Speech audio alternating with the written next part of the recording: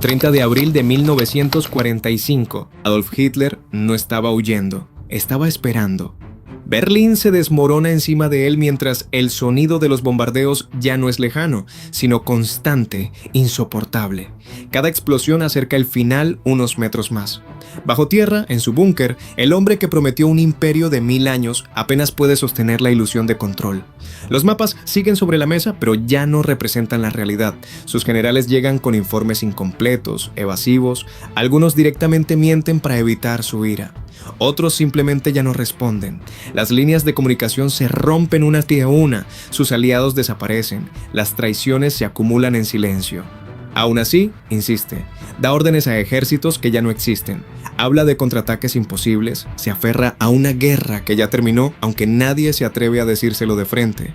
Afuera, Berlín es ruinas, fuego y desesperación. Dentro, el tiempo parece detenido, pero solo en apariencia, porque cada minuto que pasa lo acerca a una única salida. Cuando finalmente lo entiende, no hay discurso, no hay épica, solo una decisión fría.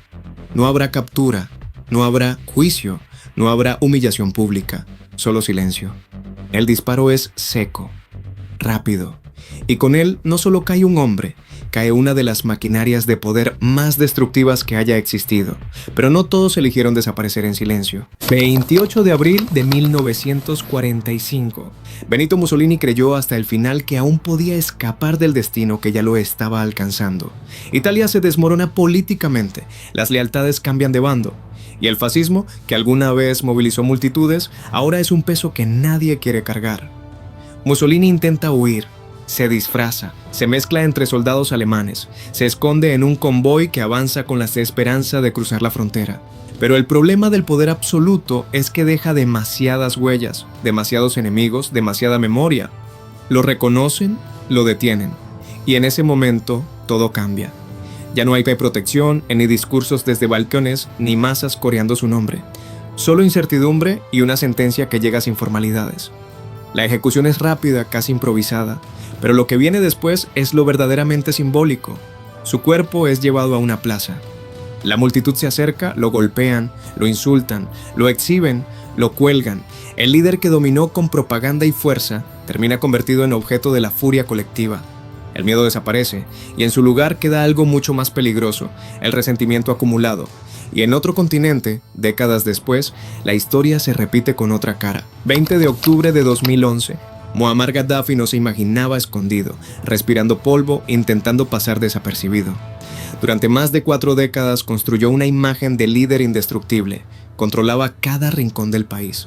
O eso creía, porque cuando las revueltas comienzan, no lo hacen de golpe, avanzan poco a poco, debilitando el sistema desde dentro. Las ciudades caen, las alianzas se rompen, y lo que parecía imposible se vuelve inevitable. Su convoy es atacado, el caos estalla, intenta huir, busca refugio donde puede, se esconde en una alcantarilla, reducido a lo más básico, sobrevivir unos minutos más. Pero lo encuentran, lo sacan, lo rodean, y en ese momento, la figura del líder desaparece por completo. Lo que queda es un hombre solo frente a una multitud que ya no le teme. Gritos, golpes, descontrol, no hay protocolo, no hay orden.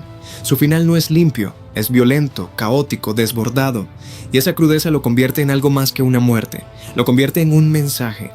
El poder absoluto siempre deja enemigos, y algunos esperan pacientemente su momento. 25 de diciembre de 1989. Nicolae Ceausescu todavía creía que podía recuperar el control con palabras. Sale al balcón, como tantas otras veces, espera aplausos, obediencia, silencio, pero lo que recibe es otra cosa. Abucheos, confusión, un murmullo que crece y que ya no se puede detener. En cuestión de segundos, entiende algo que nunca había enfrentado, perdió al pueblo. Y cuando eso ocurre, todo se derrumba, huye, se sube a un helicóptero, escapa con su esposa. Pero el país ya no le pertenece, las rutas se cierran, los aliados desaparecen, y finalmente es capturado. Lo que sigue es vertiginoso, un juicio improvisado, acusaciones rápidas, sin tiempo, sin preparación.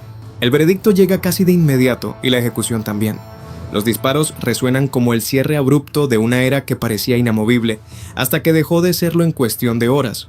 Algunos no caen por masas, sino por lo que sucede cuando el control se rompe desde dentro. 30 de diciembre de 2006. Saddam Hussein pasó de gobernar con puño de hierro a esconderse bajo tierra. Literalmente, durante meses evade la captura, cambiando de refugio, confiando en lealtades que se debilitan con el tiempo. El hombre que una vez fue omnipresente, ahora vive en silencio, esperando no ser encontrado, hasta que finalmente ocurre. Lo descubren en un escondite mínimo, casi irreal para alguien que dominó un país entero, desaliñado, aislado, muy lejos de la imagen que construyó durante décadas. Pero su final no es inmediato, es expuesto, es juzgado, observado por el mundo. Cada palabra, cada gesto es analizado. Y cuando llega el día final, mantiene la compostura. No pide perdón, no se muestra débil, pero eso no cambia el desenlace. La ejecución se cumple.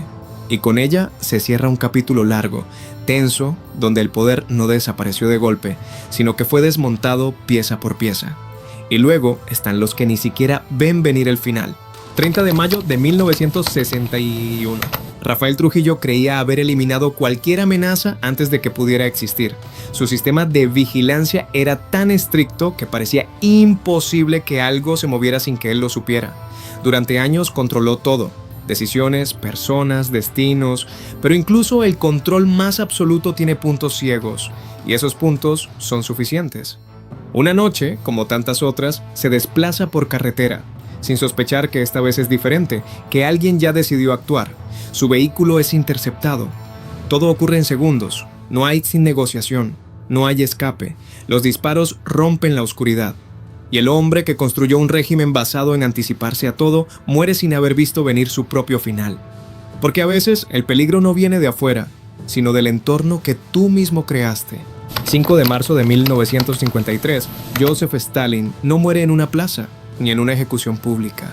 Muere en el silencio que él mismo construyó. Durante años gobernó con una paranoia creciente.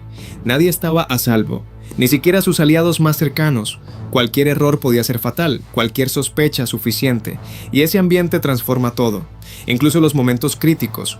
Cuando cae enfermo no hay respuesta inmediata, nadie entra a su habitación, nadie se atreve. Horas pasan, luego más, porque intervenir podría interpretarse como una amenaza, y en ese sistema eso era suficiente para desaparecer.